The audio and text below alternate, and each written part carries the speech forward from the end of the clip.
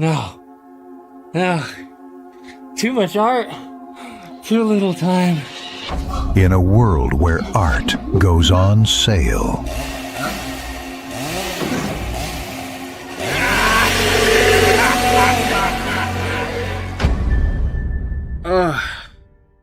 Good.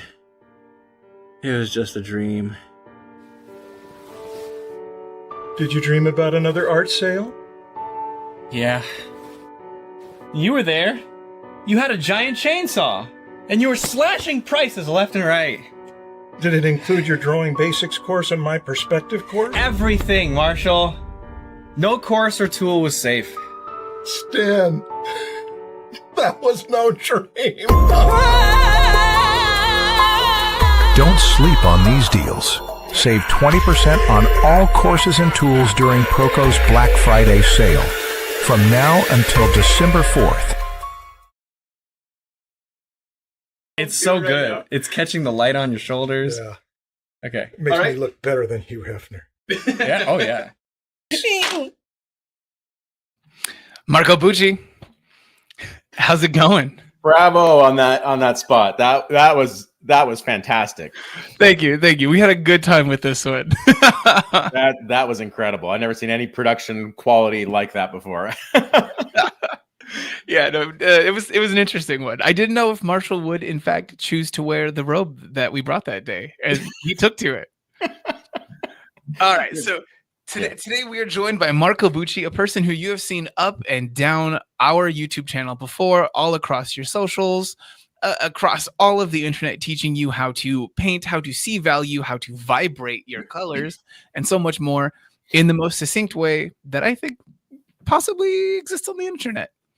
Yeah, I don't want to oversell you or anything, but Is that what they're saying? Is that the word? I don't know. I think so. But yeah, so Marco, what are we going to be learning today? Well, hey everyone, and pleasure to be here. Thanks to the Proko crew for having me back. This is at least our 4th or 5th live stream. Mm-hmm. Awesome to be here today. You can see my screen, right? They can now. Okay. Well, if you look at this beautiful photograph, I took this after dropping my kids off from school today. Here in Canada, we already have, well, near Toronto, we already have snow. And you live in San Diego, Stephen. Snow is what happens when water kind of freezes in the atmosphere and it falls, but not as a liquid. It can freeze? Yeah, and it falls in like this white substance that we call snow. Huh? Is that like a government subsidized kind of thing? Because we don't have that. Chemtrails, I heard. Yeah. No, anyway, it's a fresh picture you're saying. So this picture is mere hours old. I took it 3 hours ago when I dropped my kids off at school. And this is, this beautiful house in my town. And it's not my house, but just across from the school. And it has this nice, quaint little composition and beautiful value range from white to dark and some limited color, not a whole lot of color, but I'm gonna do a study from this. And what I'm gonna do is I'm just gonna allow this to guide my own creative brushwork and color choice. And I'll show you how I approach a light and color and value study based on a photograph, because I think a lot of people are doing that kind of thing. Mm-hmm. But without, we're not going to copy this. We're not going to, I'll paint this house with these trees and stuff, but I'm not going to copy pixel for pixel, detail for detail. And, that'll become evident as we go. Okay. Yeah, I think this will be an interesting one. I think that there are going to be a lot of people in the chat here who maybe earlier in their art learning process would be looking at this one and thinking there's white cars, there's white on the ground, the house is essentially white, there's white on the trees, the sky is white with clouds. Like, how do we make this one interesting? Right. Yeah. So I'll dive in. I'll narrate as I go. We'll see how far we get. We'll have a picture by the end for sure, but we'll see. We'll see to what level of completion it gets. And as usual, please interrupt me with any questions at any time. Okay. Absolutely. Ask the questions in the chat, guys. We want them. Yeah. All right. So I'm going to make a new canvas, and kind of right away, people wonder about the size. I just copied the size of the canvas on my screen. It looks like it's 2,300 pixels high. I'll hit okay, but that's a bit too big for me, at least to start with. So I will just kind of crop in a little bit just to reduce the canvas size a touch. I can always, there's still plenty of room for me to zoom in on this. And so what's this canvas? This canvas is, go to pixels here. 1600 pixels high by, about 1300 wide. That's about where I start, because digital brushes, at least the brushes that I use, are like stamps. They go down like, stamps down. So when you do a brushstroke like that, it's just hundreds of stamps. And the lower your resolution, the less the brush stamp has to repeat, which is something I like. It keeps your brushwork looking fresh. Now, when it comes to, if you want to get a print out of this or something, all you have to do is just up-res as you go. Every 20 minutes, I do this commercially too. In my commercial work, every 20 minutes or so, I just up the res by 300 or 400 pixels. Photoshop or your painting app of choice will do a good job in like upsampling, because painting is not pixel detailed stuff, Yeah. Like, do you think that would be a different thing if someone was trying to contract you to do line work for a comic or something like that? Yeah, it would be different then. Like if you're looking at fine, pixel, like bitmap line work, like not vector, then yes, you should probably work at full res right away.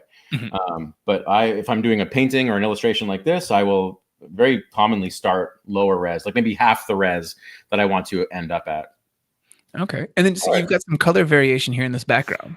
Yeah, so I don't like to start on white unless it's absolutely necessary, like if it's a watercolor or something, just because, you can only go down from white. I want to build up. And especially as you mentioned, Stephen, this image is full of white, quote unquote, white objects. But as there are different types of white, I need to be able to, like, if this is the mid range of my painting, I need to be able to calibrate as I build up to white where I can stop. The house stops here, the stove stops there, kind of thing. I'm just drawing. This is going to be a laughably simple drawing, but just something that blocks in the scene and just puts things generally where they go. There is perspective, of course, in the scene. Let's talk about that. The horizon line is your eye line. It's the level of your height. So, if I were standing on this doorstep, I'd probably be about this high. The horizon line is probably about there, which means a perspective grid can be drawn off to a vanishing point that would be somewhere way off to the right.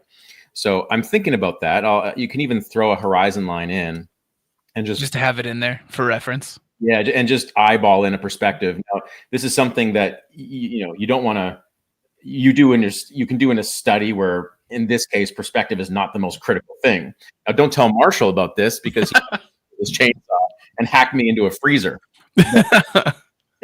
But in a color study like this, you can get away with a ballparked perspective grid. Now, if you're a technical illustrator, then don't do that. Then actually, do it properly, which that folks like Marshall will be happy to teach you. If this is true. Yeah. So blocking in this house, what I like about this is a quick color thing. I like to block in with a warm color. It doesn't have to be red like this.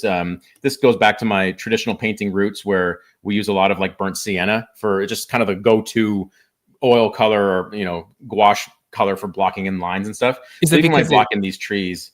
Is that because it's cheap, or what's the motivation there for that one? Like, I know that there's this value proposition to using different oils and things.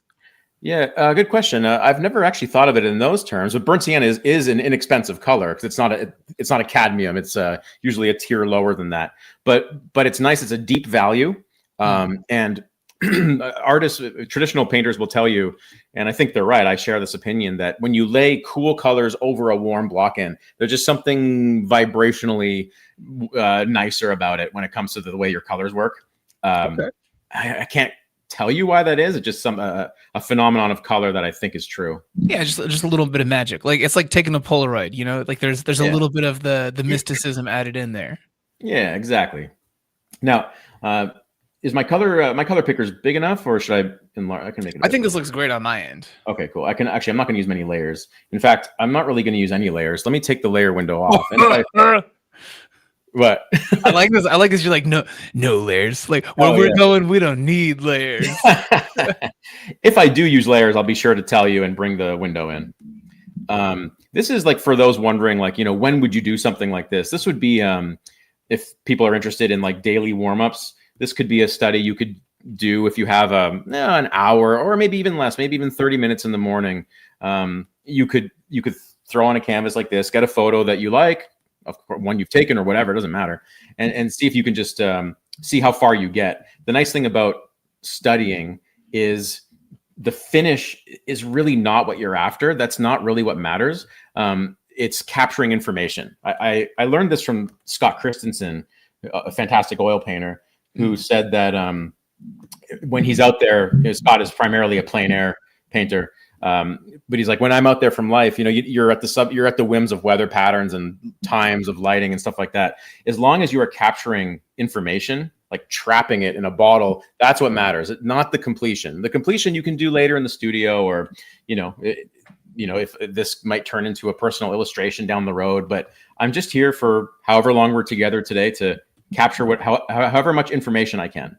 Yeah, I think it's a good point. That's something I think that you kind of touched on a little bit about the idea of what canvas size you start off with. For that, there's like 10 different stages in a process where you're doing a study or a piece for yourself that you want to just like really noodle on, or something that's for a professional client, where you have like different considerations. Knowing what you're going to do with a piece, it helps you to be free of that idea of just working on something for hours and hours and hours and hours and hours, when it should just be a study, or you're choosing what it is you're going to study for a piece. Exactly. Yeah. There's two different modes. Like here, sorry, I'm just quickly looking for a brush here, and I'll talk about this in a second. The study I'm doing here is just like, what does snow and light and shadow look like? What are the values of trees and light and shadow with snow on them?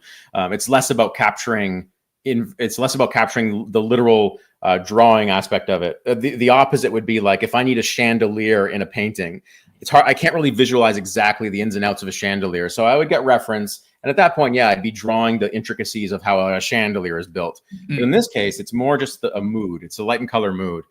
In fact, I kind of want to even reduce my canvas size even more. Just go down to, I don't know. Oops, 1300. Okay. Bust out the calculator for it. Yeah, that was a weird. I don't even know what that was. So I got this brush. I answer this question a lot with students and just people who watch my live streams and stuff. A common question I get is how to paint expressively and control brushwork and edges at the same time, yet have that kind of like, let's call it messy yet organized look to your work. And one of the biggest recommendations I have for that question is to start very loose and only tighten from there. But if you start extremely loose, you can choose when something needs tightening. So I've got this, like, as you can see, it's a bird brush. I can't remember. This is not my brush. I can't remember where I got this. But I have it set as a smudge tool. And as you can see, it makes these wonderful little, abstract marks on the canvas. Yeah, it's just like stippling breakup kind of thing. It's interesting. Yeah. It's impossible to control, but at this stage, I like it because it's giving me a whole like ocean of, let's call it soft edges that I can then choose to harden where I want. So for example, this wall of the house, I'll eventually want that hard, like this edge that I'm kind of going over right here. I'll eventually want that to be a hard edge because it's a nice structural part of the house, but I'm going to soften it at first, knowing that I'm going to then build up to the hardness of edge, just like I'm going to build up to the lightness of snow and lightness of the whites we mentioned. I think for someone out there who hasn't necessarily done digital painting before, they've just been using digital tools to make something that was very flat, like cell shaded kind of look. The idea of building up something in blocks and then just rendering on top of it and not being precious with what you've made that will then lie underneath the next layer of what you're working on here, that can be a foreign concept. So it's nice to see it in practice. Yeah. And it was a foreign concept for me too. I remember the first time I ever saw, a modern day concept artist work. I think it was Ryan Church, actually. He started like this. And in my head, I'm like, there's no way that's going to be the final canvas, but it was. And that was more than 20 years ago now, probably 25 years ago that I'm referring to when I learned that lesson. And I've ever since then been doing that. So, but I do want to kind of maybe speed up a little bit so I can get at some, so we, get into this painting a little quicker. So is there a question you can hit me with while I kind of so many? Oh, please. All right.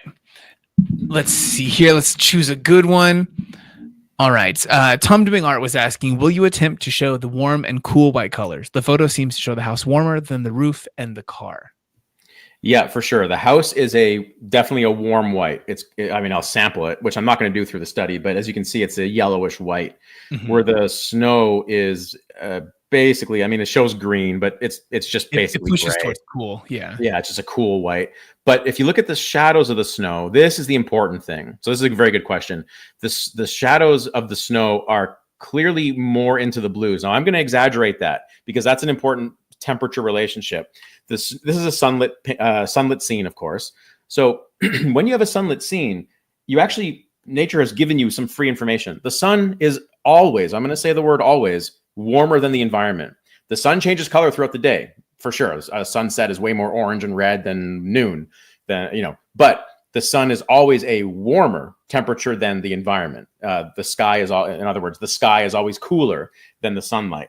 So what that means is the snow in sunlight needs to be warmer. I don't need to pick this exact greenish thing that it was.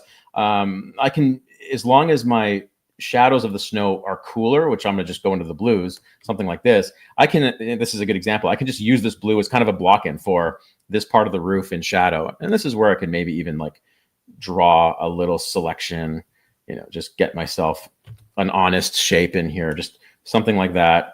Then I'll like this respectable. You're a pin tool man. Yeah, no accidental clicks and closes for you. Yeah. Every now and then you need an honest shape in there because that's what's going to solidify your drawing. And sometimes I waffle around too long and I don't actually ever come up with an honest shape until way too late. But here I will start kind of hammering in. The house has this beautiful like cold green, cold meaning it's closer to blue than it is yellow, paint, this edge paint, whatever it's called, trim. I want to get some of that as another means of drawing to get this house blocked in a little bit better. And I'm going to, notice I'm like, I've got a brush that's kind of textured to begin with, but I'm breaking up the stroke. I'm not trying to be super continuous with my line, and making sure at this point, just making sure that my perspective jives somewhat, making sure it's appropriate for the study. So, when I draw this roof line, it's got to follow this perspective line that I ballparked in earlier. I want to point out to you guys in the chat here, as you're watching this, you can already see where everything is going just from the idea of that big darker group that is the trees. And then that cutout of the house here, you already close that shape yourself. Like you see the suggestion of it. And that's the strength of strong construction. Yeah. And that's like one of the things that I also learned from Scott. Here, I'm just I wonder if I can sample the tree light and shadow, but actually, you know what? I'll save that thought for later. I just need a warmish, earthy color for the trees. The other thing I learned from mostly actually Richard Schmid this is in his book, the late, great Richard Schmid, of course, in his book, Alla Prima. He says, there's this line that's a beautiful line. He's like, never, what does he say? I'm going to paraphrase it. Paint as quickly as accuracy allows is what he said. That could be close word for word, not word for word, but it's close. So paint as quickly as accuracy allows. So this means it's going to be different for everyone. When you are putting your shapes in, even your abstract stuff, like I started, you still should be striving for accuracy. Yeah, that's the book. Yeah. Highly recommended, by the way. If you're a painter, it's a must own, in my opinion. So, as I'm blocking in this tree, even though these shapes will absolutely be refined along the way, they need to be at this level of looseness. They still need to be accurate in, the way this tree is growing, where it's intersecting the house. That's a big one. You notice I've moved it away from right at the apex there. It's kind of unfortunately making a tangent there. Yeah, you wanted to break the tangency. Yeah, I'm breaking that. I'm using classic T principle. So like the letter here, I'll do it in red. The letter T, where things intersect, where important things intersect. Little twigs doesn't matter so much, but can you go more into that idea for someone who might not know this idea? Sure. This T thing. What are you looking for that you don't want or that you do want? You don't want things. So I'll show you what you don't want. Let's say like I'm drawing this trunk right here. What you don't want is for this to mirror this roof line like that. That's a tangent. The roof and the tree share the same line. It's called a tangent. The other form of a tangent is if things cross at a point. So like if this tree branch crossed the house right where this corner is, this would be a tangent. And tangents are just one of those nasty little gremlins that if you have one in your picture, no big deal, but they add up quick and flatten your perspective space. So for the flattening perspective space, why is that, Marco Bucci? Well, it just they take what like the tree should be several feet in front of the house, but a tangent will make it look like it's kind of on the same plane as the house, like in the same space. Because there's no implied overlap. That's right. Thank you. Yes, because the way you would create overlap or ensure overlap is with the T principle. So when real life will give you T's all the time. There's a T right there. That's a tangent right there. I will probably avoid that one. Remember, real life will also give you tangents. Exaggerate T's, like this is something as simple as right there. I will probably bring this over more to create a T that's more evident. It's one of those simple yet effective design principles that will really add to your work, and it's nice because it's such a simple concept. Yeah, no, I agree. I think it's one that it holds true for so much. It works for composition, for actual like design patterns. There's 1 million things that watching out for tangency applies for. Yeah, exactly. It just holds the eye there. That's right. Yeah, and it basically removes distraction. Basically, like if a tangent, when I say distraction, like a tangent can subconsciously distract someone from fully appreciating your picture because your brain gets momentarily confused. And if there's one thing I know to be true about painting or image making in general, not just painting, it's really about the faster you can get something to read, the better your art generally is, or the more memorable it will be to the viewer, because they had to do zero work in understanding what's going on. It's like, oh, it's a beautiful snow house scene. Something like a tangent will make the brain, if you zoom in on time, it'll make the brain say, wait, what is that? Oh, okay. You don't want that. Yeah. You just want it to be boom, instant read. And avoiding tangents is just one of those little oversights you have to be aware of. There was one question here that someone had brought up that I think might be kind of handy at this stage where you're working. You might address it along the way. So sketched by Steve. This was, how do you make sure you are not just copying for the sake of it and gaining nothing from the exercise? How do you make sure you are learning, if that makes sense? That totally makes sense. And thank you for the question, because that is actually what I'm hoping the theme of this is going to be about. The way you do that is by always being very conscious. First of all, never sample the picture. That's like tracing in a way that's like you're shooting yourself in the foot at that point. You have to look at the photo or real life if you're outside and just make comparisons, such as one thing versus the next. For example, what is the value of the... I can't paint on this. Okay. Oh, because I'm gonna multiply. What is the value of the house versus the value in light versus the value of the snow in light? What is the value of the snow in light versus the value of the snow in shadow? What is the value of all those things versus the darkest value of the tree there? Comparisons, putting those benchmarks or whatever you call it, bookmarks in your head and then on the canvas. That's what builds your visual memory. So off the study, I can be like, oh, maybe months down the road, if I'm painting a snow scene, I'll be like, yeah, I remember in that study, the dark accent of my trees, like the deepest part of my trees was like this super deep color, and it set off the snow and shadow nicely. Like if you look at my snow and shadow there, look how light it is versus the deepest dark of the trees, like way down, basically black. That's a value relationship that you can use in any of your work moving forward, when you feel it's appropriate.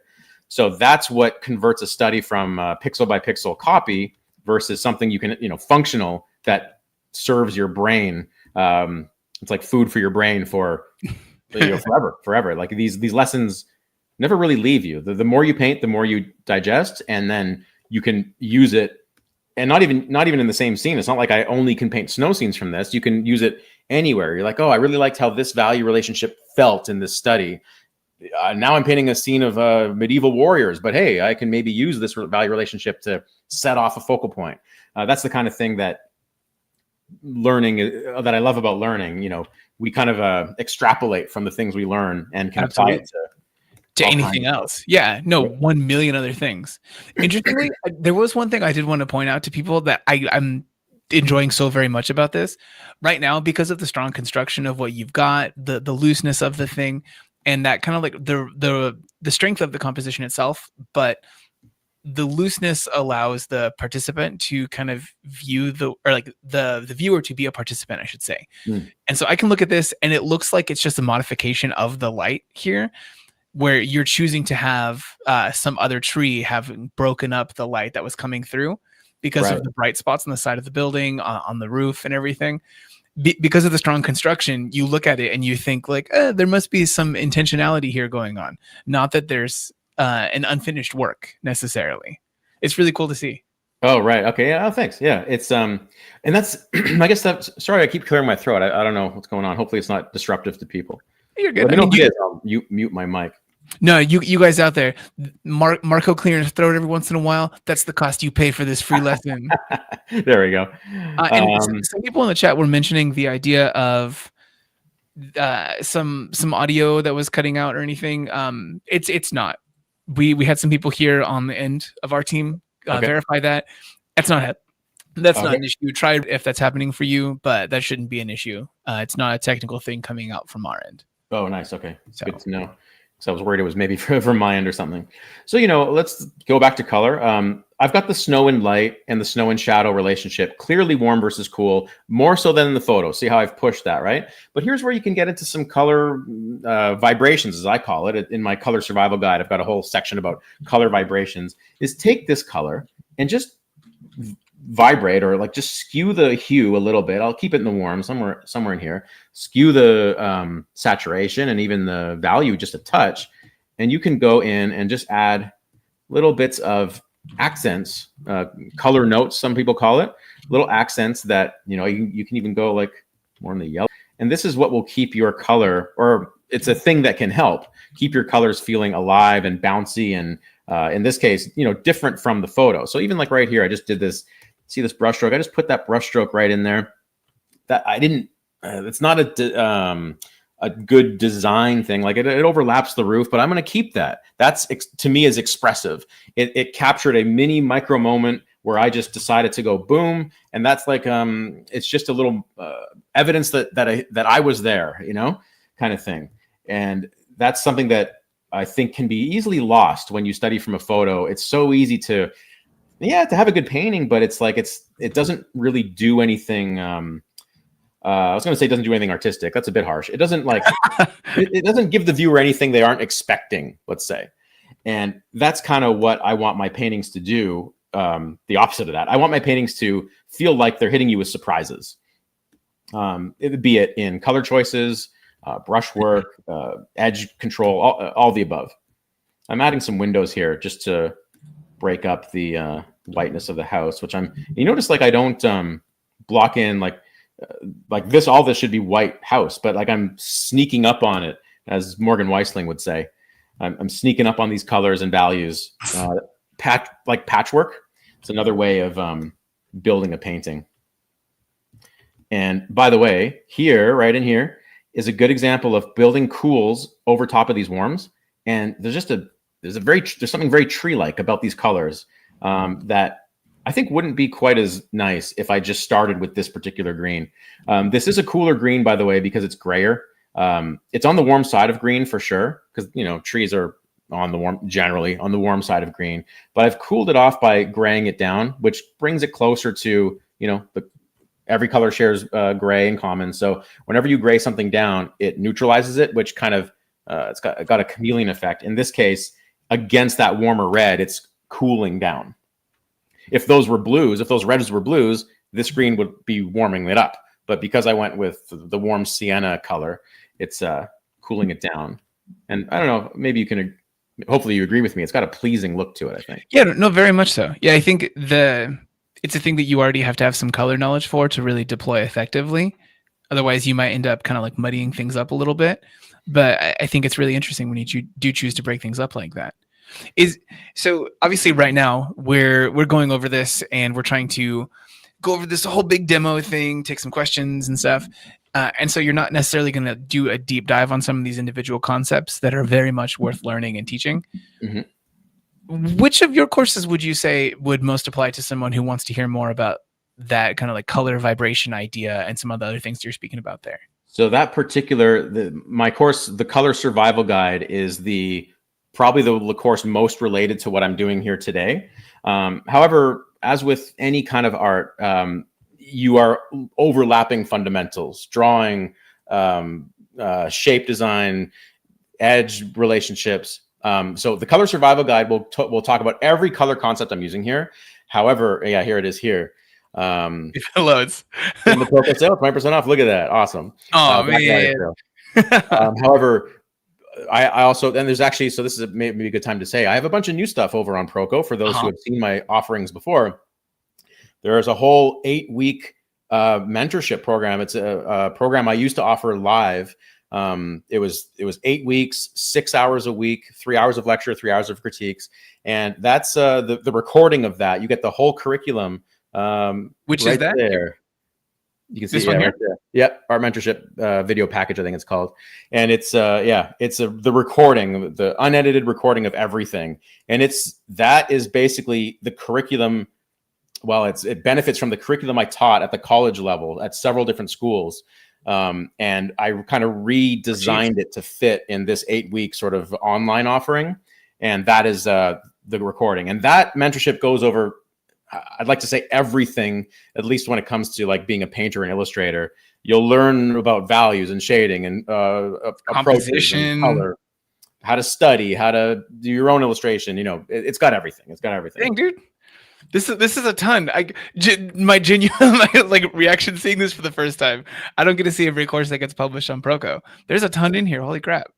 Oh yeah, it's everything. I spent it was a lot of energy output on my end to both build and offer that class, which is actually why I don't offer it live anymore, because I don't with 2 young kids and stuff going on, I don't quite have the time right now. But that's why I decided I had the recordings and let's offer them that way for now.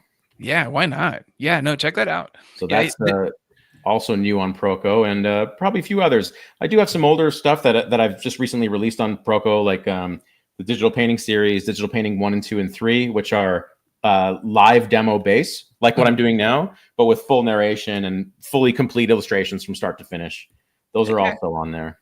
Yeah, and I think for anyone out here who's seen any of the magic tricks that Marco's done here, those things, he actually goes into them. And Marco has a very good way of communicating things.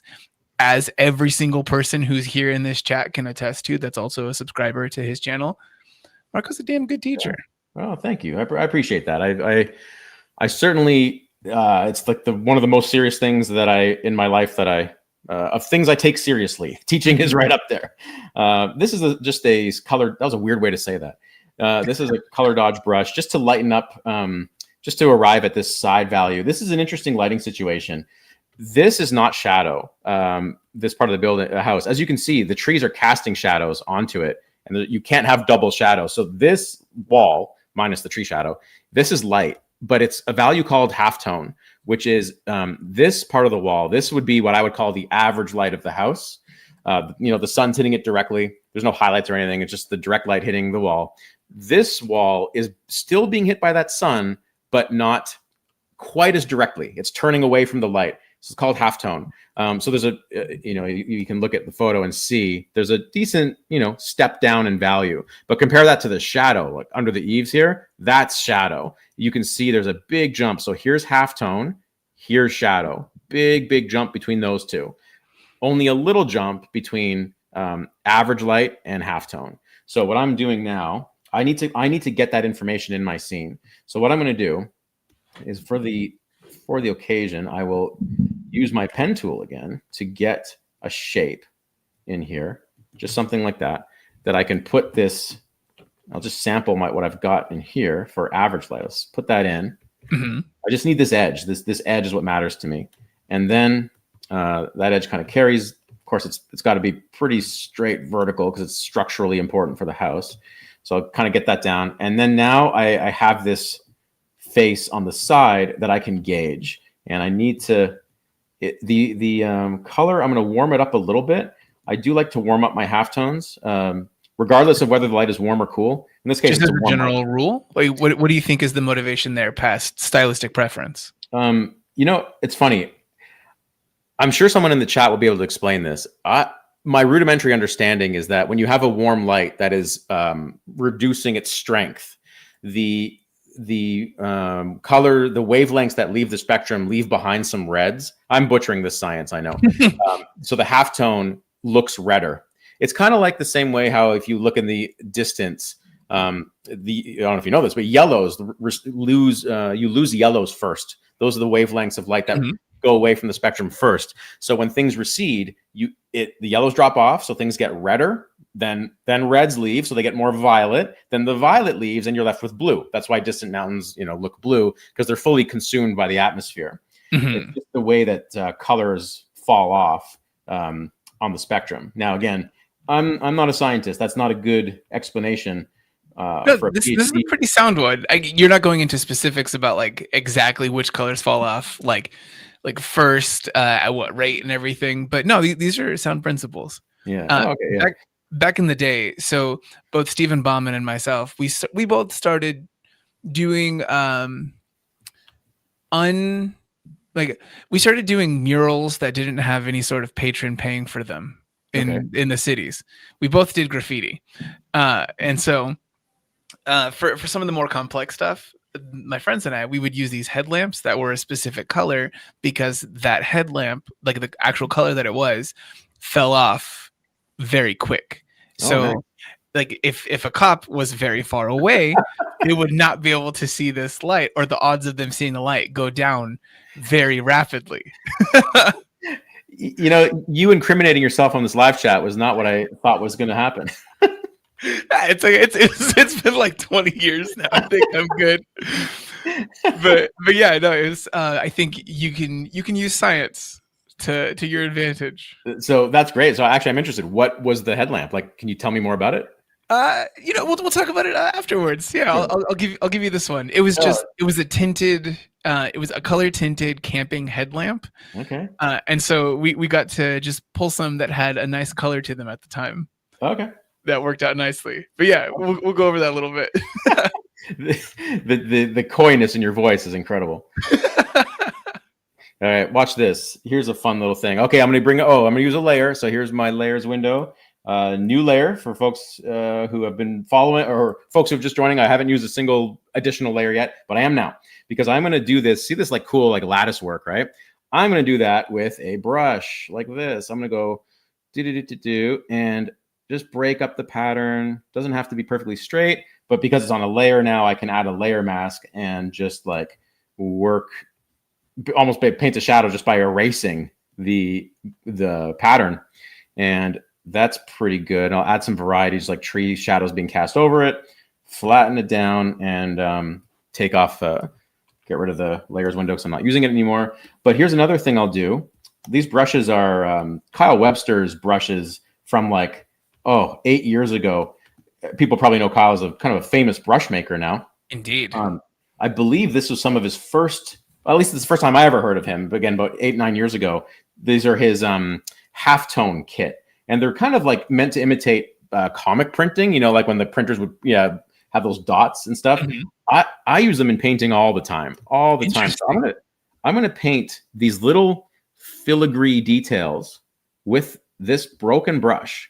I love the way it looks. It imitates edges it imitates soft edges by just being a series of broken hard edges. That's a way to imply softness. It doesn't need to be airbrush soft to have a soft edge. A soft edge can be created with, like broken strokes. Now, this kind of like if you see like a spider web, if you hold a spider web up or you see it from a certain angle with the light, you'll only see these like little like dinky parts of it in some areas catching light, and you know that edge is there, like that kind of idea.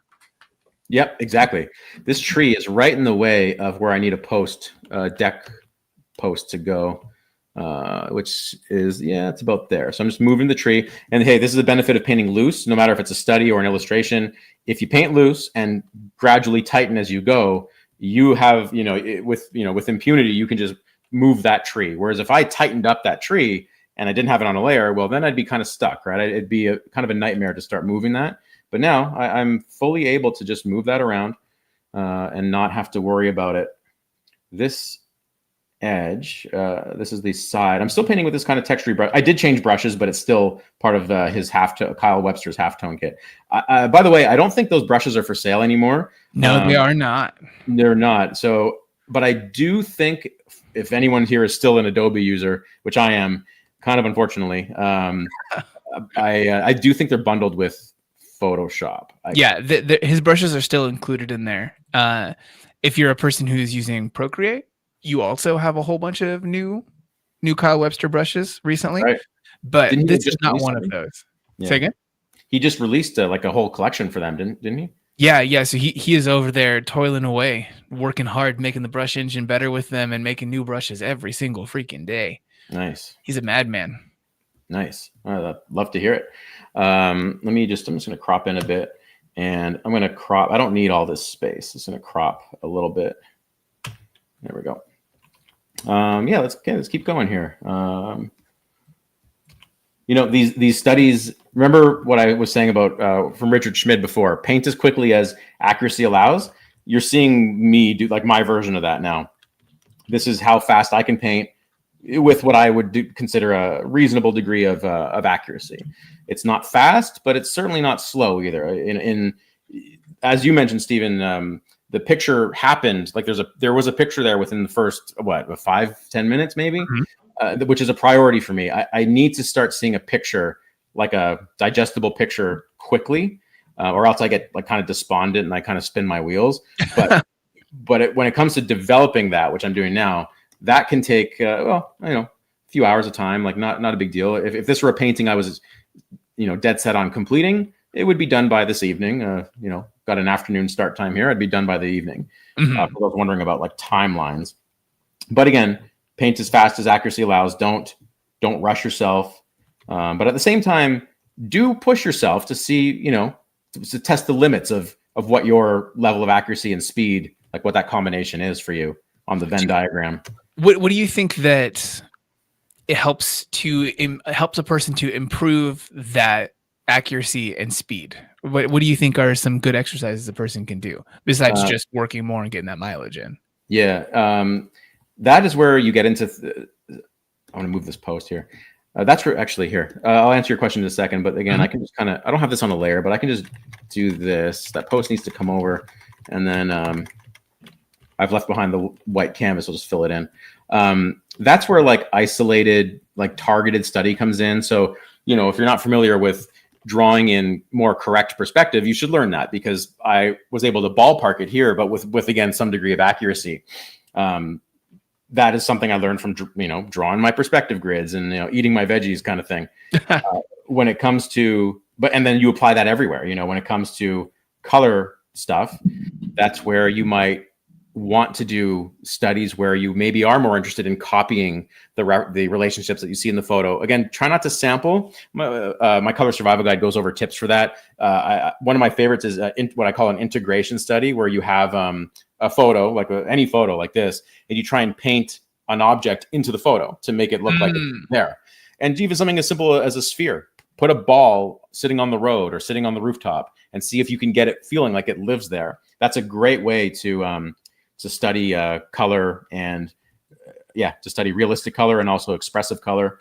I think that you had something that you did recently. Well, I say recently, but I guess like over a year ago now, where at Lightbox you guys had done this when everyone went out to go do that painting with James Gurney. Yeah, and I think, did you do a Pikachu? Was that? No, I had a giraffe. That was the one. I was like, I remember yellow. That was fun. And the challenge was to put the yellow giraffe, or to put your creature of choice in the plein air painting. So I had my giraffe like peeking over the Pasadena town hall. Yeah, it was a super cool one. I think exercises like that, or mixing things up and making it all coherent, is definitely a good way to get some of that mileage in while doing something fun.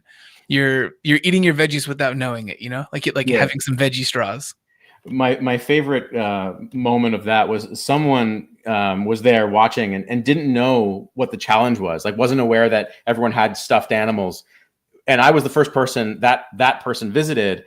And I think she looked at my stuffed animal and said, is that your what was that? What was the It was like an emotional support. Yeah, like is it your painting comfort animal? I can't remember what the term was, but it was hilarious. Because it dawned on me that person didn't know what we were doing, and like I'm here with a stuffed giraffe. It was like just watching it, and I was like this guy can't go out and paint without his freaking giraffe. I guess it's like a security blanket or something. Yeah, my painting teacher gave me this giraffe. I take it with me everywhere I go. It was a great moment. Richard Schmid gave me this giraffe. Yeah, shout out to that person. I wish I don't even know if I ever knew your name, but it made me laugh, and it still makes me laugh 2 years later. As you can see, I'm laying in some sky. Here's where the whole capturing relationships comes in. You notice I put the sky right up against the rooftop. That's because I need the comparison. I need to know, I don't really care what this is. I need to know what that versus that is. And I'm changing it in my photo. I've made the sky a little bit bluer, a little bit cleaner. There's kind of a cloud back there. I'm removing that. I want to get a nice cleaner sky back there. And I'm just gauging where that is in relationship to the roof. And also notice it's nice. There's the snow and shadow, snow and light, and the sky. So there's like a triad of things there all coming together. And even the dark accent of the tree is there in pieces.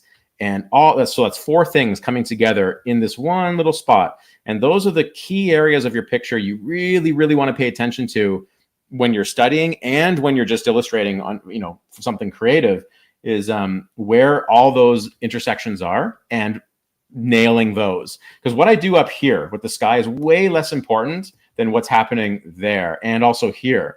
I piece things together like a puzzle. I paint things in connected patches. And that allows me to make sure that my relationships are right. And when you're doing a study like this, you have a great opportunity to, the answer is right there in front of me. Now, not the creative answer. I might want to push this more or reduce this less. But the visual read is there in the photo. So at the very least, I can copy the photo. If anything else fails, I can just copy the photo. But so you have this safety net when you're studying from photography. It's a bit of a different beast, by the way, to study from life, which I do recommend doing. I highly recommend studying from life. If anyone hasn't tried that, it doesn't matter what your medium is. You got an iPad, you got oil paint.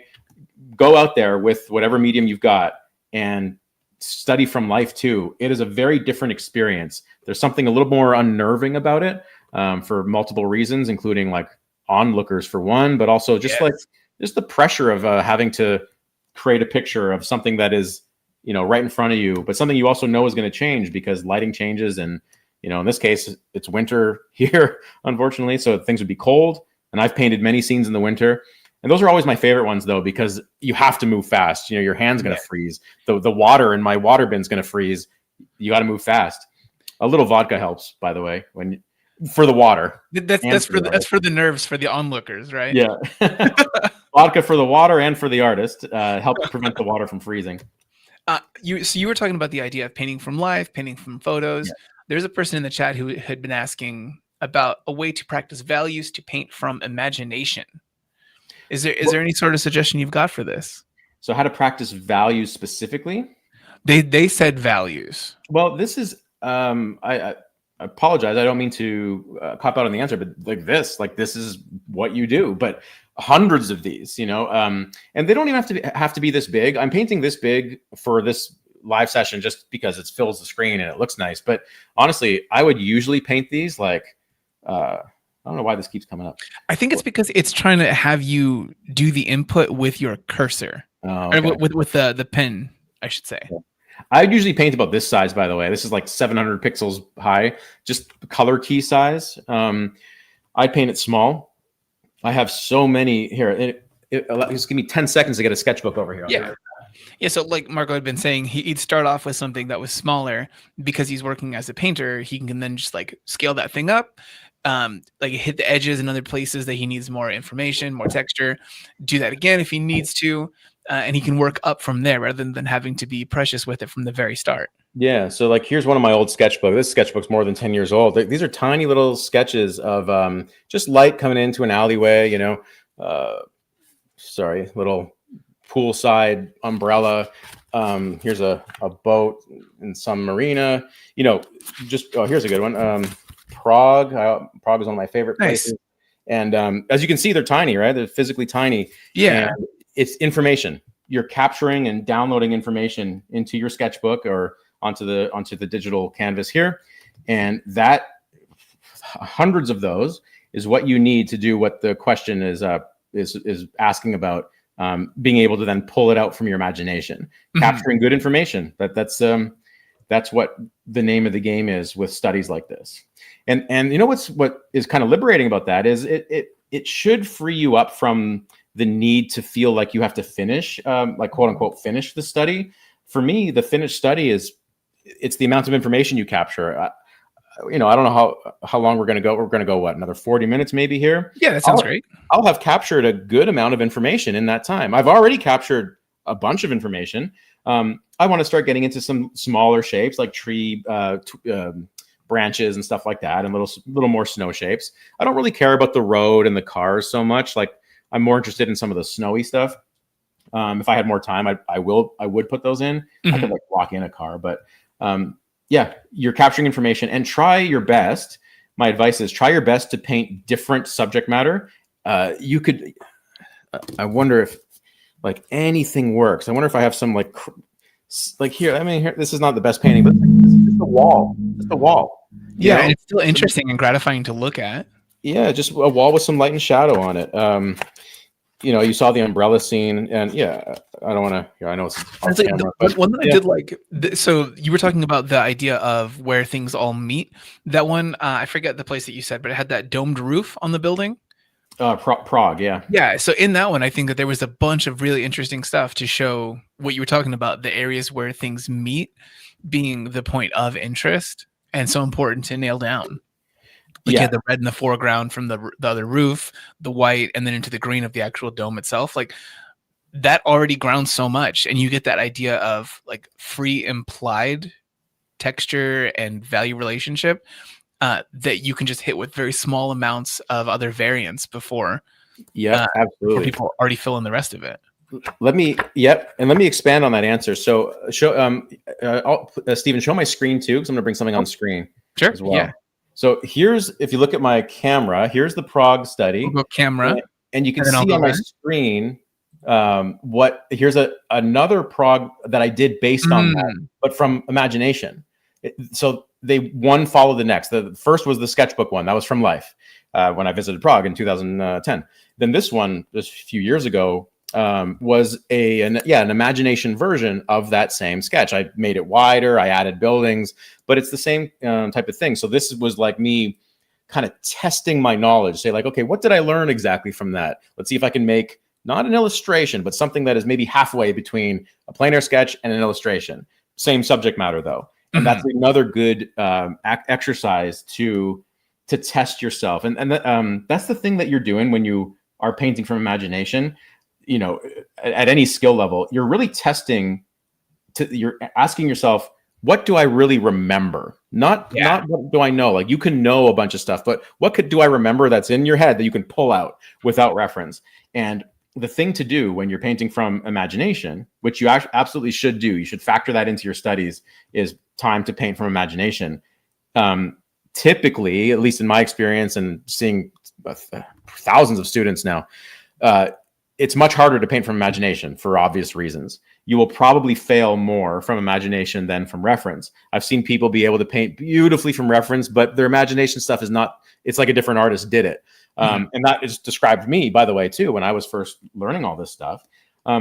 So your job is to shine an honest light on what your work from imagination looks like, if that is your goal, and then say, okay, where are the weak points? Where am I failing here? How can I, what studies can I plug into my regimen that will patch that up? That's what I did. And that's actually a piece of advice I got from a different artist, is always notice where your imagination stuff is weak and patch it up with direct study. So, if your trees are weak, study some trees. I think it's simple. It's simple. If your values are off, that your light and shadow doesn't look like light and shadow, well, go find a photo that has some beautiful light and shadow. Maybe something obvious, like a nice sunlit day or something, and go after it, put in the reps there. Absolutely. Speaking of art weaknesses and everything, we've got Ben Eblin in the chat over here. Ben. Yeah. Ben is still in the United States right now. A fantastic teacher that we also recently did a live stream with.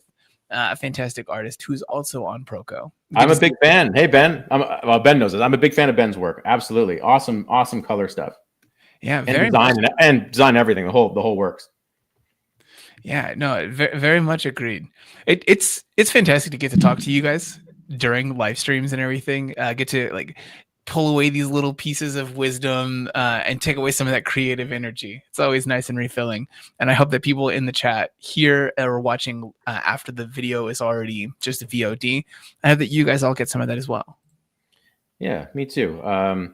It is always fascinating how different artists work and learn, and I do my best to kind of internalize what has worked for me, and then that's where my lessons come from. But along the road of teaching, I have learned also that what has worked for me maybe it doesn't work all the time. It's not like a universal thing. So hopefully in my teaching experience, I've been able to kind of also digest what I've learned. Can work for other people too, and I try and incorporate that into my lessons for what it's worth. But in this case, I'm showing you how I paint, obviously. I'm showing you my comfort zone of painting in terms of my process. And I chose this subject matter also because it's got a lot of information to capture. Now, I am interested that we had talked from the very beginning how you were going to possibly push and pull the different colors and actually have these relate while being separate and having good energy to them. Mm-hmm. I'm curious to see where this snow goes that's on the ground over here. Okay, let's when we get to that ground plane. I mean, don't get me wrong. I'm not trying to push you around into the snow here. I'm just curious. Okay, no problem. You know what I'm going to do though? I'll pivot. I do want to pivot there in a second. Just I've got nothing in this foreground area, but I found this brush. I've never even really. This is from Sam. This is Sam Does Arts. I've got his brush kit here, and I don't think I've ever used this brush before, but I like its straight yet brushy quality. So I'm going to block in some of these really abstract branches that overlap the house, and I like that brush so much. I'm going to put it to the top of the set there, just in case I ever want to go back to it. This is quite literally, I've never used this brush before. So this is discovery here. This is the first time, guys. Pushing some color vibration here on the tree. See, like it started off as kind of a neutral-ish thing, which I do recommend. If you rewind to the beginning of this, I had a neutral. It was this stuff. This is still my original canvas. Mixtures of neutral warms, neutral cools, and then from there I can build, some saturation. It could be, maybe build some saturated yellows on there. The photograph does not have this, or it does, but it's very limited. I'm pushing that, and I can go in there and find maybe little knots. I might want to change my brush for this, but I can find little knots in the tree, maybe by that's a bit too dark. Like a pencil or something. Yeah, pencil or like pencil. Yeah, this is kind of like this watercolory splotchy brush. Just go ahead and dot it around. But you notice the abstraction really becomes apparent when you zoom in. When you zoom, and that's a good test. When you zoom out, it should start collapsing and reading as it is. And then, of course, the longer you spend on the painting, the more you tighten that kind of stuff to whatever degree that you are looking for. It's always the thing. There's so many people who work in animation, specifically animation like backgrounds and everything, who just have this incredible use of blocky and textured brushes to communicate something that when you look at it, it reads like it's a photo. But then if you zoom in on it, it's all these different shape abstractions. It's so cool. It's a thing I'm obsessed with, zooming in on and looking at what actually constructs those realistic looking shapes. Oh, nice. Yeah. I mean, I'm endlessly fascinated with that stuff too. And I think there's so many inspirations, like you said, about that because everyone has their own kind of way of doing it. From Craig Mullins to, just someone else, there's totally different ways, and it's endless. It's totally endless. The one for me, I always think of is Cat's Eye. Okay. Yeah. That work. Oh boy. I'm unfamiliar, or maybe I'm familiar, but the name is not ringing a bell. I think probably a person you've seen the work of before. I mean, they've worked on tons of different things, Spider-Verse, a bunch of animation in the past. Yeah. Then I'm sure I'm familiar with the work. I just not the name. Yeah. But my name retention is not great to begin with anyway. Who are you? I'm Stan Prokopenko. Oh, hey, Stan. Okay, so anyway, where am I at here? Oh, yeah, you special requested that I go to the ground here. I want to make, there's a fun little thing going on with the ground snow, and it's not quite as white at the top plane there. It's not quite as white as some of the other snow. It's like the angle of the sun is just such that it's almost like, here, if I can, it's like if this were a box, like this would be the top plane of the box, and here's the side plane of the box, right? It's almost like the sun is hitting the side plane more than the top plane almost. So I'm going to try and use that. Like that's something that I think is nice, and I'll try and paint the top plane of the snow in, let's call it halftone, kind of like that house side of the house was in halftone, where I'm purposely dropping the value a little bit, and then I can maybe sample some of this whiter snow. By the way, you can sample from your own painting. That's not cheating. Just don't sample from the photograph. It's just sampling from a photo will only do you a disservice. Yeah, because it's not even accurate. Like if I sampled from the photo, I'll just try it. It's not these colors can be alien to your painting. Let me sample that and put it in. As you can see, that is nowhere near where I'm at in my painting. Yeah. So it's outright wrong to do it in this case. Yeah. And other times, even if you were trying to adhere strictly like super regimented to the color, like the actual color of the photo itself, you're still going to do yourself a disservice, because you're going to pull this this color from this one dinky little pixel that if you're just a hair off and it's not representative of more of an average local value of the thing, like nope, you just gotten something that's wildly different because there was noise in the photo. Yeah.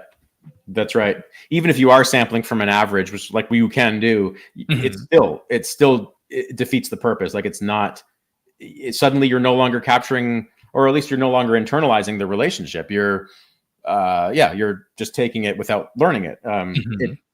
There's no point in doing that. But I think people hopefully know that. I never know how much art instruction now is like, because there's, over the years, there's so much art instruction hitting the internet now, and it has been for years. I never know what is like common knowledge anymore. No, it's impossible. It's impossible. I feel like 7 years ago, or even like 5 years ago, you could know that pretty much everyone had a general reference base for this concept or some other concept. Yeah. Now, I don't know. I feel like there are a lot of people just watching YouTube tutorials that are essentially tricks that aren't actually concepts, and they'll be just fed on a steady diet of that. And so the core fundamentals might not be known. Yeah, interesting. Yeah. Or maybe even vice versa, where something that I think is something people don't know, everyone's like, yeah, of course that's okay. I don't know. I always question myself when I make videos, like, do people know this inherently? I try and never assume that. That was a general rule when I teach. I never try and assume that people just know something inherently.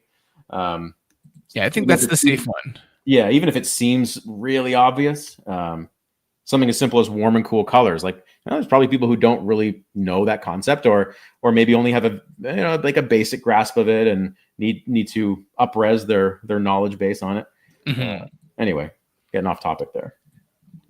There are a few questions that I do have stacked up here, if you want any of these. Please, always, yeah. Okay, so CRS Creates had asked, do you need a huge understanding of color theory to paint like this? Do you think that their color theory knowledge has to be huge, Marco? No. You just need some, you just need to grasp, you need to have a firm grasp of, it's funny, warm and cool, like we just talked about, but not, it's funny, this is exactly what we we're just talking about. This is a great question. You don't just need to know that warm and cool exists. You need to know how to move between them. Stereotypically speaking, like when I was in fourth grade, maybe my art teacher was like, yeah, the warm colors are yellow and orange and red, and the cool colors are blue and purple and whatever, sometimes green, whatever. And that's true, but it's not just that. There, you can zoom in and there's another layer. You zoom in, there's another layer. How do grays play into that? You need to have a good grasp, to answer the question, about how to identify warm and cool colors, because they change with context, by the way. What's warm in this painting may be cool in another painting. And you need to understand how to set up those contexts in your paintings. That is the thing you need to do. Now, obviously, that's the broad answer. I didn't teach you anything there, but like that's where my courses are, right? But that's what you. So the answer is no. You don't need some huge understanding of color theory. You do need to understand warms and cools and how to move between them. That's what you do need. And And in that situation, like you've taught in free lessons on your YouTube channel that people can find. They can find you on socials over here, where you've talked about this. In totality, talking about the idea of being able to push a color to be able to mute it by taking it towards that gray, as an offset to another color. Like the resources are there from Marco, and even if you don't, and on your channel too, like Proko's channel too, I've done. Sorry to interrupt. Oh no, you're fine. I was giving you space there. Oh no, I'm good. Sorry. Say how great we are. Say all the good resources we have from you. Oh, just. Honestly, start for free on Proko's YouTube channel. Skip over to my YouTube channel. There's so hours and hours of stuff there. If you like it, my goal is a premium content just goes a bit deeper. But it's not like the quality of teaching changes from one to the other. No, chances are if you watch any of those free videos either on Marco's channel or on ours that we have with him, you'll find something that will teach you something that's super useful. And then if you want to dig deeper on those concepts and you like the way that Marco teaches, you can get those things over here at proko.com/Marco Bucci. And it's all 20% off right now, including some pretty good offerings that we were going over earlier. I think it even said there was 20% off on that 8-week live, the recording of your live workshops that you no longer offer. That's right. So, yeah. That's great. Here's a interesting color tip. A great place to inject an unexpected color is in the transition from one value to the next. So like, as we discussed earlier, there's a plane change here in the snow like this, right? I'm putting this snow more in the direct light and this snow here more in like a halftone. Right where those values change, go ahead and inject something. Now, I'll try this violet. Just throw in a little transition color. It doesn't have to be like I'll switch tunes and make it a blue, and I get the value right though. Maybe something like this, and you can absolutely overdo this very quickly, as I will probably do right now. But go ahead and experiment with transition colors between values. Just scribble it into the edge there, and especially if it's a soft edge like it kind of is here, it's funny what you can get away with in value transitions.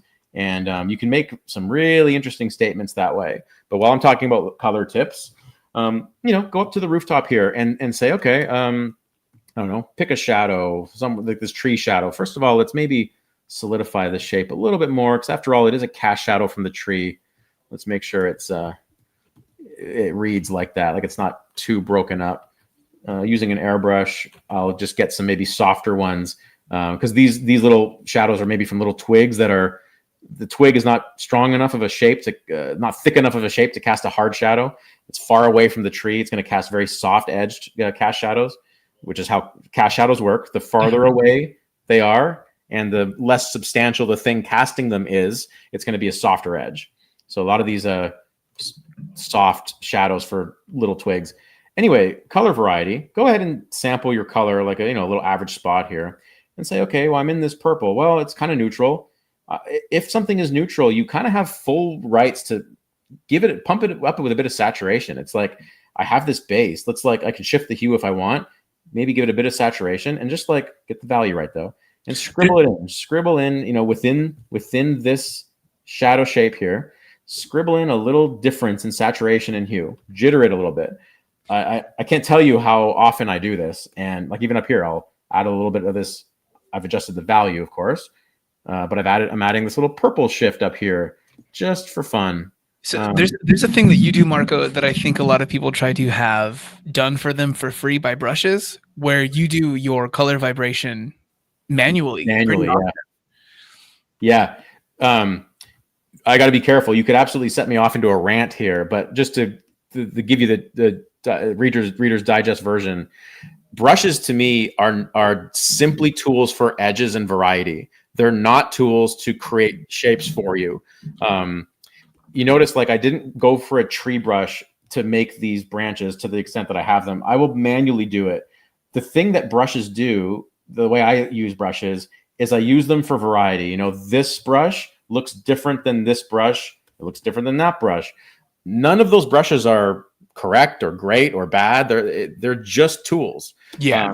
And the thing you're looking for in your painting is variety. And what I'm showing you here is kind of like what I would call like kind of maximum. Well, maybe not maximum, but I have a lot of variety on here. And the process of me painting is I'm slowly kind of ratcheting it down, tightening it up, reducing some of the variety, but I have so much to begin with that when I reduce it, there's still a healthy amount in there. Mm-hmm. So like, this is how I solve the problem of like over tightening stuff is I just start that much looser. So by the time I'm doing this and like putting in maybe more exact shapes, I mean, I'm not quite there yet in this piece. I would still a few hours away from final stuff, but you still have so much abstraction there that it can't help but filter into your final. And this is another thing Richard Schmid said that I remember. It's that, you know, what you do at the beginning of a painting can sometimes have even more impact than what you do at the end of a painting. And I think that's fair. I find that a very totally, good point. Yeah. No, that's a very, very good point. Yeah. It's something that I know is true for me. You know, what you do at the beginning highly impacts what the end result is. Yeah. And I think it's something, I don't know, speaking of intuitive knowledge, I don't think that is intuitive. I think people focus a lot on the rendering and a sort of end game rather than how are they blocking things in. Yeah. The classic thing that we have reused a million times here at Proko is the idea of you needing to bake a cake. And then the frosting goes on top of that. Those details, the rendering and everything, that's the frosting. If it was all frosting, that's a trash cake, you know? Like, don't get me wrong, somebody wants that, but at the end of the day, it's probably the person who made the frosting who's really proud of the frosting, not a person who's going to actually buy your cake. Or my kids. I mean, I say all this, but at the end of the day, I'm also a person who's like, oh, frosting is pretty good. Yeah. Give me the corner piece that has more frosting on it. No, but obviously the analogy is well taken. Yeah, it absolutely is that. Yeah, it's hard to. I found that the more experience you get, the harder it is to parse out what's fundamental, what's artistic. To me, the fundamentals are not artistic. It's the base of artisticness. Mm-hmm. It's the thing you need to then express yourself, like a springboard. The more experience you get, the more those blend. And now it's like, you know, I feel like I'm doing this for a long time. I feel like at this point I could put down a few brushstrokes that have edge, shape, color, you know, a few different things that stack up. Whereas someone who's more of a beginner, which included me when I was a beginner, you can't do that yet. And you shouldn't force yourself to do that yet. You need to establish, okay, perspective first. Make this, maybe if you're drawing this house, you might want to construct it with boxes first. Get the boxes, get the windows, you know, get those kind of things. Then think about the values, then think about the edges. And, you know, that works. That's exactly how you gain experience and knowledge. But just so this wasn't asked or anything, but just it's on the forefront of my mind right now for some reason. As you gain experience, you can absolutely stack things into one brushstroke. I remember Feng Zhu, no, not Feng Zhu. I like Feng Zhu. Not Xiaoming Wu said that in one of his DVDs that I own, said the difference between an amateur and an experienced artist, for what it's worth, is an amateur could make 20 brushstrokes that mean nothing. Experienced artist makes one brushstroke that means far more than, you know, the amateur's 20. And this is not to say that I always do that. I correct my stuff all the time, where I put stuff down. I'm like, that's, you know, it's not quite doing what I was hoping it was doing. Or other times it's like, hey, like that little passage I had in there, that actually is really working out. And, you know, the other thing you need to do is be able to kind of roll with the punches and notice what your own process is giving back to you. So like when I was blocking in those brushstrokes way at the beginning, I'm still engaging with those.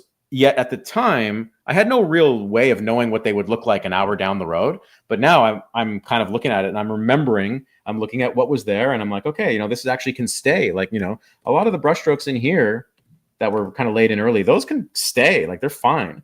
but a lot of stuff around the house needed to be refined.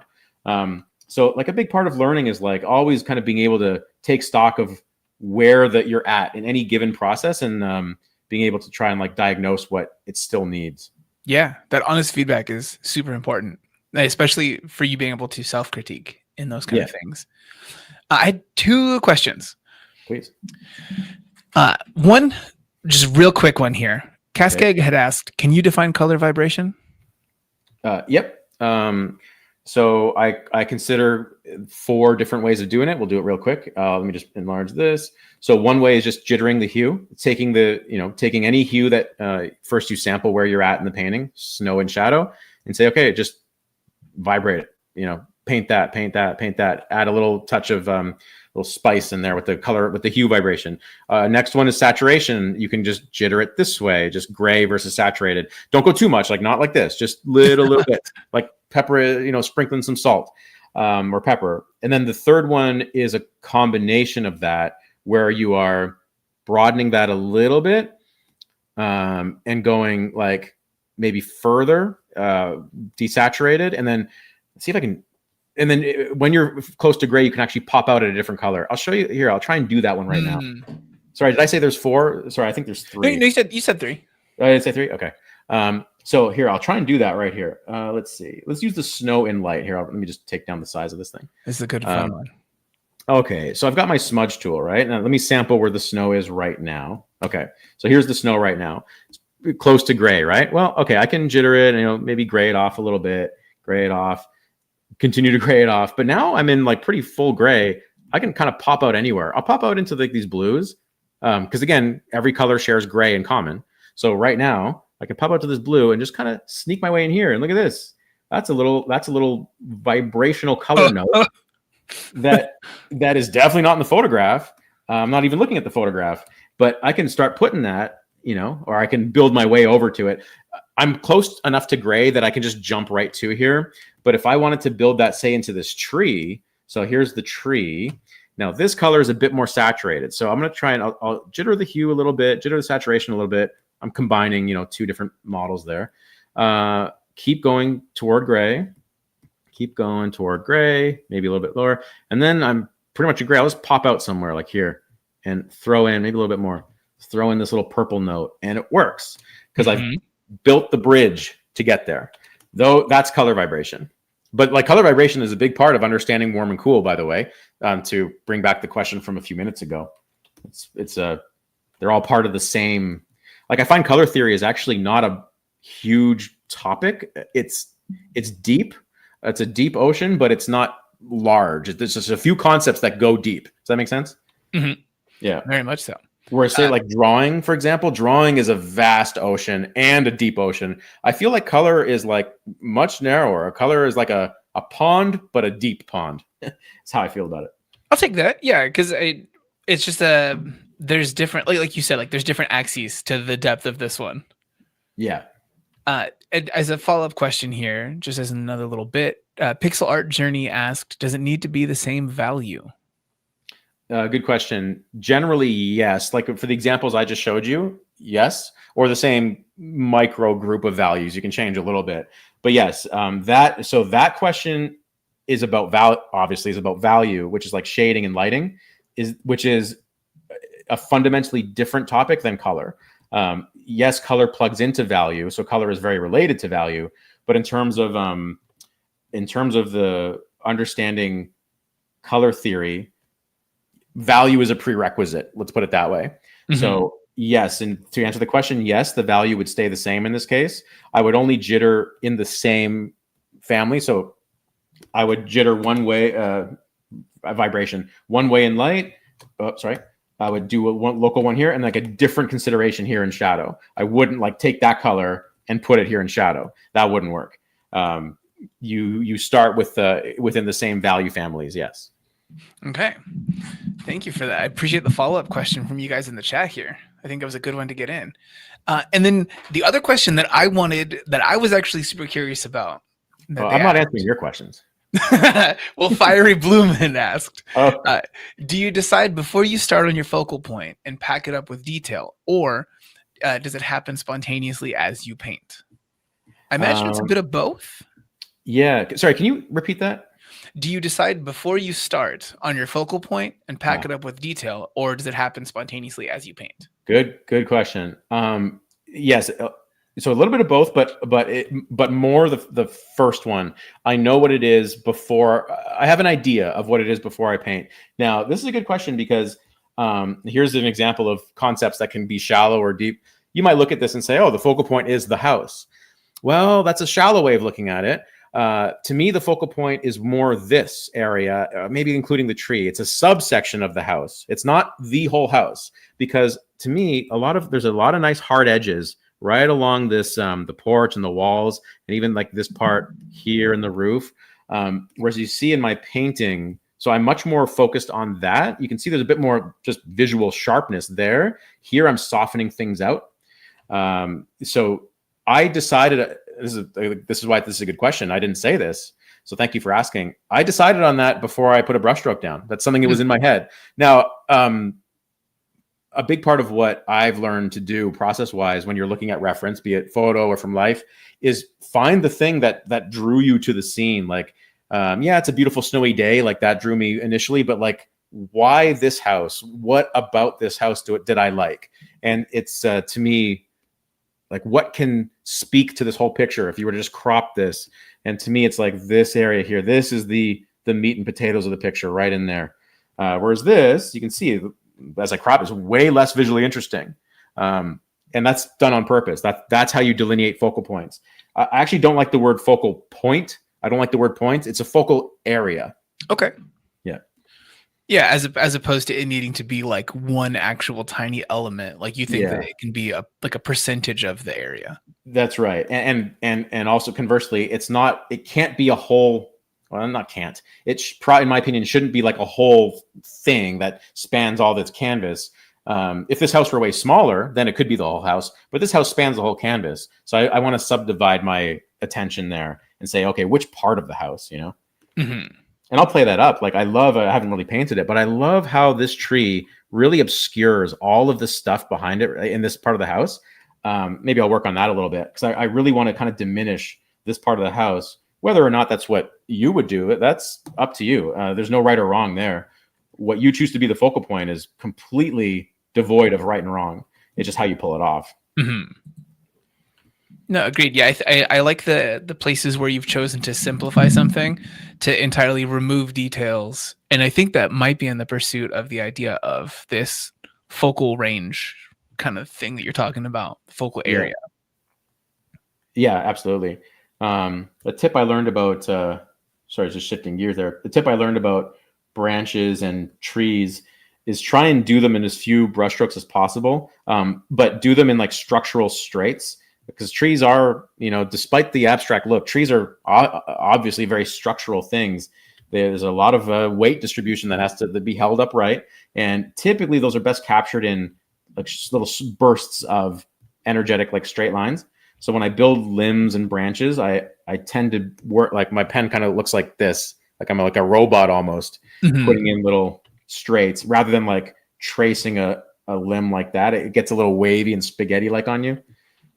That's how I paint trees, but yeah, no, I think that there's a strength to the idea of this. You're choosing where the complexity lies, like in the overall form or in the smaller details. At least that's how I'm choosing to interpret that. Yeah, that makes sense. Yeah. If there's another question, please. I have a great many. Okay. All right. I'm curious to see how you'll answer this one. Okay. Carlos Rue asks, what hacks or cheat codes would you recommend for someone who is not a color person, but wants to start to sell his art online, like using 2D images like cartoons as color palettes? I just put a YouTube video out, not to like advertise my own channel, but just last week I put a video out analyzing the color palette from the opening sequence in Aladdin. Mm-hmm. And it's in there. First of all, that video will help it uses a very obvious palette. It's like almost a complementary palette, something super warm versus something super cool. And it shows you how that scene in Aladdin managed that. But honestly, if you want to go for something quick, just pick something. You could start by experimenting with a complementary palette, make your lights on the warm side, make your shadows on the cool side. Start there. That's going to be a very intro level to it. But if you're interested in like, was the term hack, a color hack? Yeah, they said cheat or hack. Yeah, cheat or hack. If you want to like try and fast forward it, use a palette limited palette, so you only have a selection of very narrow range of warms, very narrow range of cools. Again, my YouTube video from last week goes over it, and keep your colors limited in those ranges. One for the lights, one for the shadows. Start there.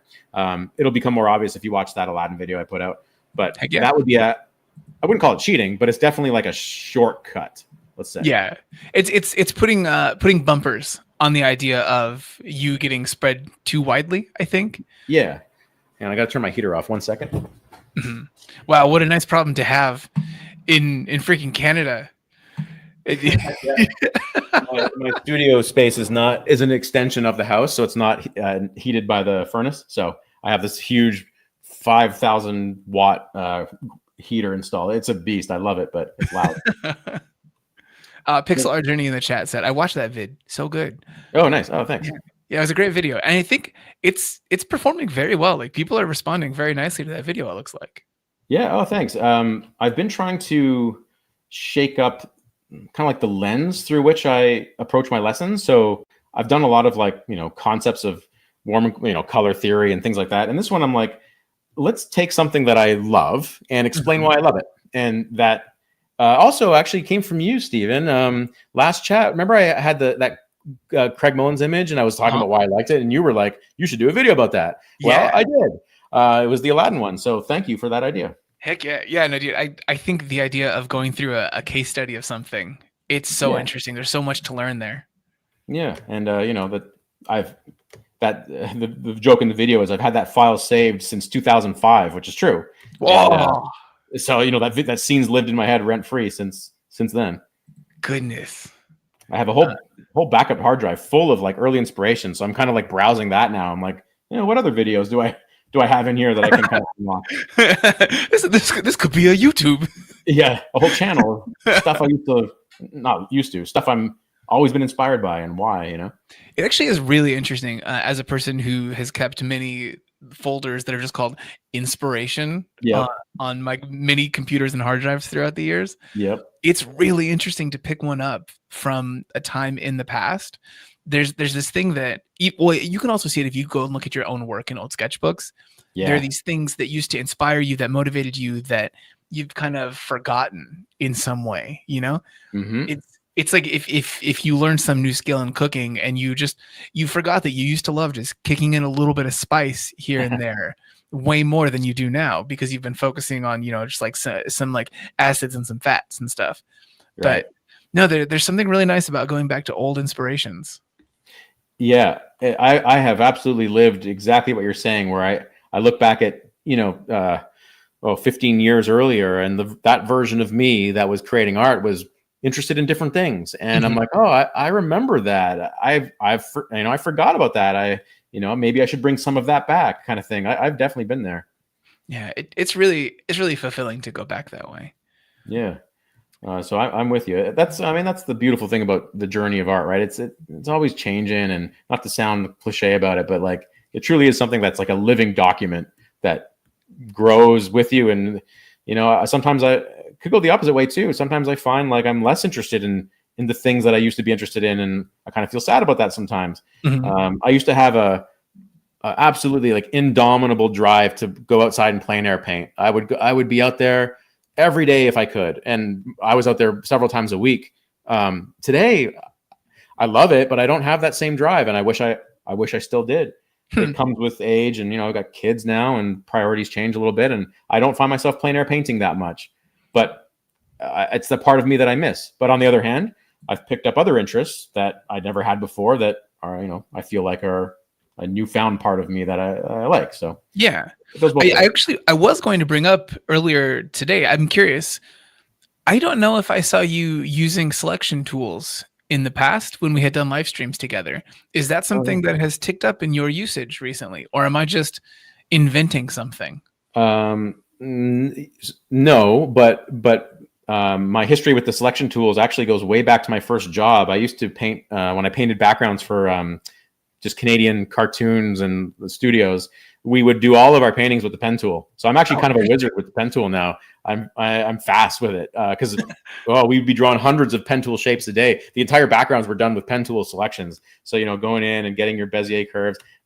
So it's second nature for me to reach for the pen tool and use it. But also I don't generally use it that much anymore when I'm like painting like this, because the pen tool will make like super hard edge selections and stuff. So I do use it for when things need to be like structurally sound. The fastest way for me to get to that shape is a pen tool. But most of this, like I think I used it here on the roof there, but most of this is not pen tool stuff. No, there was just some quick land areas, like when you had done the back side of the building, when you built this back edge of the house. As a person who does use the pen tool here in Photoshop, it sounds like fairly often. How do you feel when you have to use the pen tool in After Effects, where it works a little bit differently? I can't stand it.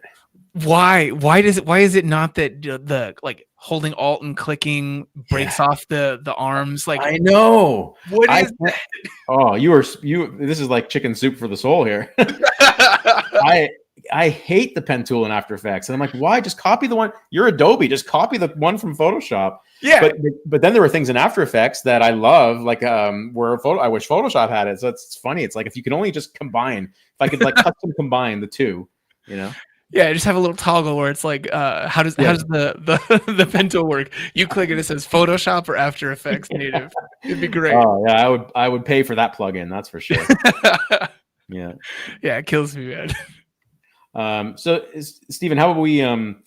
I'm gonna have to pick up my kid from the bus in about 20 minutes. No, feel free to wrap this thing up. Say what last thoughts you have here, or feel free to like throw something in there that you think will really finish the piece, and I'll hand this entirely over to you. Okay, no, not that I have to get out here right now, but I'm just mindful of Well, listen, it's snowing out there. If you have to go pick up your kid in 20 minutes, maybe that means that you should have left to pick up your kid 10 minutes ago. Oh no, it's just the bus. It's just down the driveway, so it's not a far trek. I can literally sign off and run out there. But I still got. Let's say let's maybe you can help me keep me on track. Maybe 10 minutes, and we'll sign off. Sounds good. 10 minutes on the clock. 10 minutes on the clock. I'll throw in a rough approximation of a car here. You think that the car is something that you do want in there compositionally? Yeah, it overlaps the house, adds some nice depth to it. In fact, it should be higher than that. Overlaps the house. It's a nice shape. It breaks up some of the other shapes that are going on. Like the house is very linear. The car is more curvy. I like that. It adds some naturalism to the scene because there would naturally be a car there. It's someone's house after all, and it's got some nice contrast. Actually full contrast from white to black. So I like that too. Yeah, I do think that it does operate as a nice counterpoint to the windows that are above it to the left, like on this diagonal. Yeah. And then there's that checkerboarding effect on the side of the house that's closer to camera, I guess. Yeah. That checkerboard is so uniform, so regular. And then to have the car come in with what feels like a similar sized, darker value area, but then to break up that shape with the overlap, it's really nice. Right. And you notice, speaking of that checkerboard, you're talking about the four windows here, right? Uh-huh.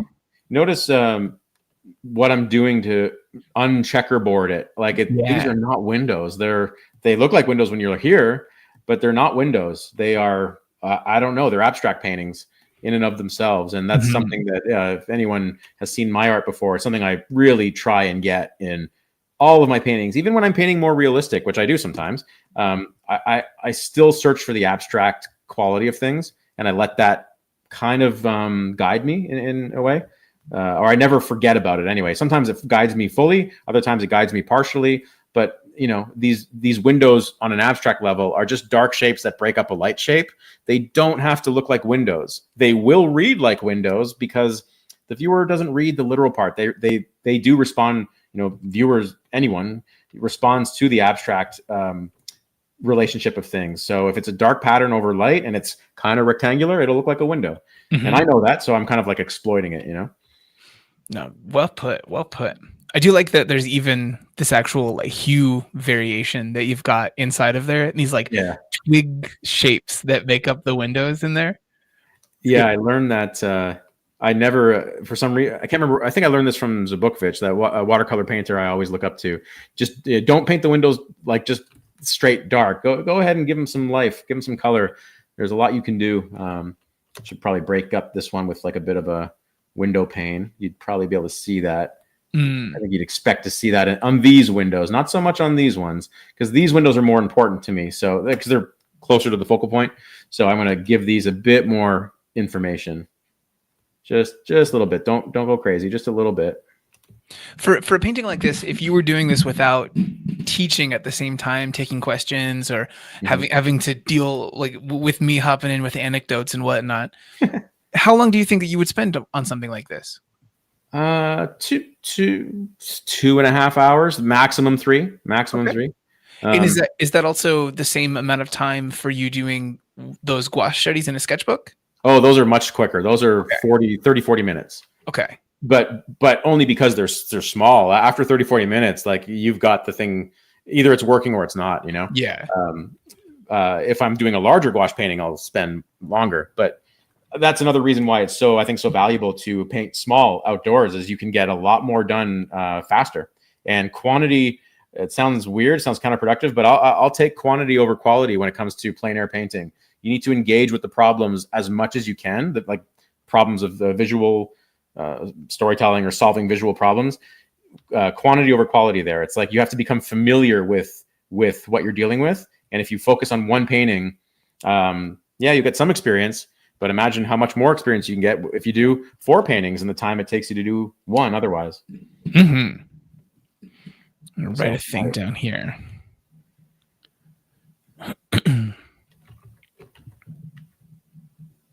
Cars are always tricky to get the shapes just right, at least for me. This is not a great car, but it's a bit of an afterthought at this point. I probably should have got the car in a bit sooner, but it doesn't matter. What is it that you think makes the car more complicated? There's something about like the curvy design, like nothing is straight. So there's like so many ellipses in a car, I feel, and just getting, it can be overall thought of as a box, but getting it to look like that model of car is, to me, a tricky drawing challenge. I'd get it if I sat there for 10 minutes, but I'm just going to kind of be content with a rough block in.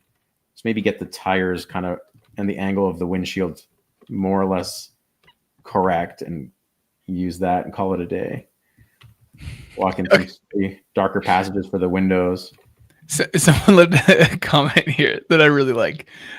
Im in the chat said, "What if one painting is just 4 paintings in a trench coat?" That is like, that's great. It's solid. I love it. That's one of those. That's one of those great art. That's a great art joke that like only live chat could produce that. Yeah.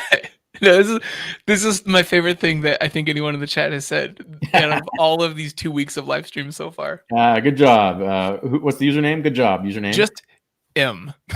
just M. Good job, just M. That's a solid one. That's an all timer.